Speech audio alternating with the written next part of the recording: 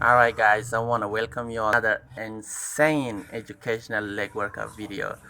So this video is kind of special to me in a way because I've been wanting to do this kind of video for a long time now, and now I'm actually doing it, and it's some kind of to me at least. Alright, so what I'm gonna do is I'm gonna tell you guys how I start putting uh, serious muscle mass on my leg, especially on my legs.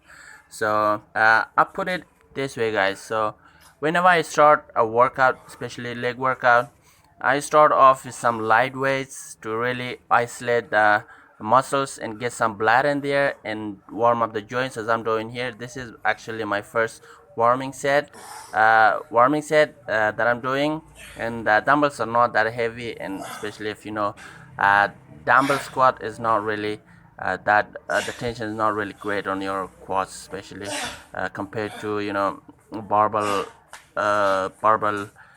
squat or some stuff like that. So start off with something light to really get the blood in there. It is super important, guys, to get really a little blood, a little pump before you really start the workout. So as of the first warm-up set, I did this for 4 sets. Each set is uh, 15 reps. So each set is 15 reps, as you can see here. And then for second exercise, I start this one is the real working set. So that I'm doing is front squat.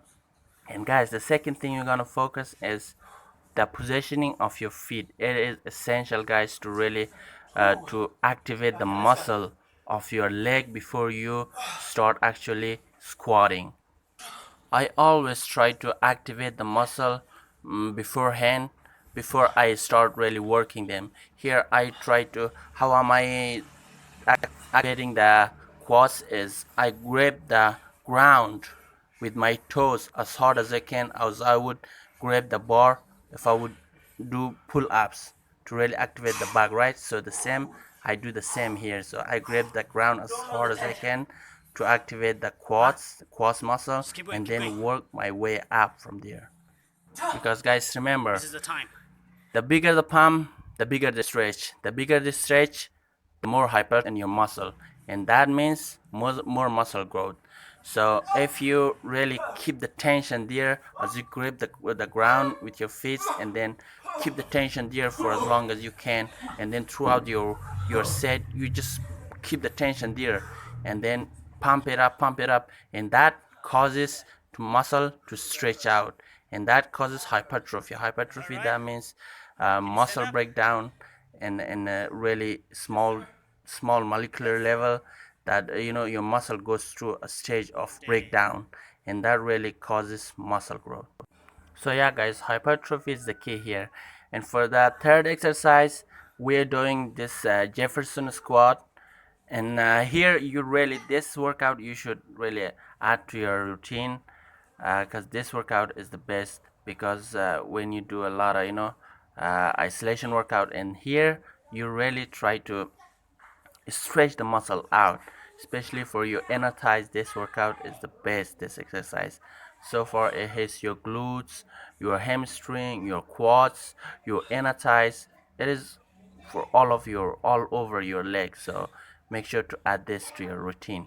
So the third trick I always make sure to do is, whenever I do some stuff like this, I focus on how am I my workout is structured. So where am I starting, how I am starting, what kind of exercises I do first before, and how am I finishing off my workout.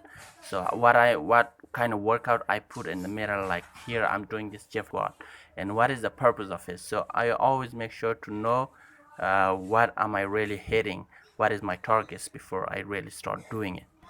So what I mean by I want to make sure to know what my targets are before I hit them is, first you want to start off with some isolation exercises, guys. Always start off your workout with some isolation to get the blood in there. For the first working set, your purpose is to work the blood. So when you get the pump, that is not the end. That's just actually the beginning of really working the muscles. So start with some isolation exercises, and then work your way out. Once you get the blood inside the muscle, now what you want to do is you want to stretch out the muscle, so that way you cause hypertrophy. Guys, for anyone who doesn't know what hypertrophy is, it basically is the muscle breakdown, the process of muscle breakdown inside your muscles in a really molecular level while you're doing the workout, so causes hypertrophy. Hypertrophy occurs when you stretch out the muscle, when you exhaust them and then stretch them out to really stretch out everything and then get the muscle be ready for growth. And then yeah, that's basically simple as that. But you gotta be smart about the workouts you put inside your session. So sort of some isolation exercises and then really focus on the time and attention. Try to manage your feet, your positioning of your feet, and keep the tension throughout your sets, everything. Make sure all of that, because these are essential as lifting, guys. So you want to make sure all the time that you have the full tension throughout your reps that you're doing. And basically that is it. That's all about this. You want to always remember to keep the tension there and always be smart where to start, where to finish, how to finish the workout. And then as you can see, for this is the first exercise that I'm doing for the hamstring. So we did the quads, now we move on to hamstring. For first exercise I do some isolation, as you can see here, right? I'm doing this laying dumbbell leg curl, so that really isolates the hamstring. Really is this an isolation work exercise. I did that for 4 sets, 15 reps each, 25 because the dumbbell I'm using is pretty light for me, so as much as I can. So after I did that isolation workout, and then I move on to stretching movement like this dumbbell deadlift, stiff leg dumbbell deadlift. Here what you want to do is try to, I've seen a lot of people asking me questions, how do you deadlift for your hamstring, not for your lower back and glutes. Basically deadlifts are like for all of you, all over your body, especially your hamstring, your lower back, your upper back, and your glutes. But here, how are you going to target your hamstring, not your lower back? Is try to slightly bend your knees, as I'm doing here. As you can see, I bend my knees a little bit to really shift the tension from my lower back and my glutes to my hamstring. And again, guys, you can never really deactivate your lower back and your glutes in this exercise. They're always there, but you want to shift the tension to your lower back, to your glutes. And that is it, guys. So I want to thank you guys for watching, and I hope you learned something from this, and I will definitely see you guys in my next.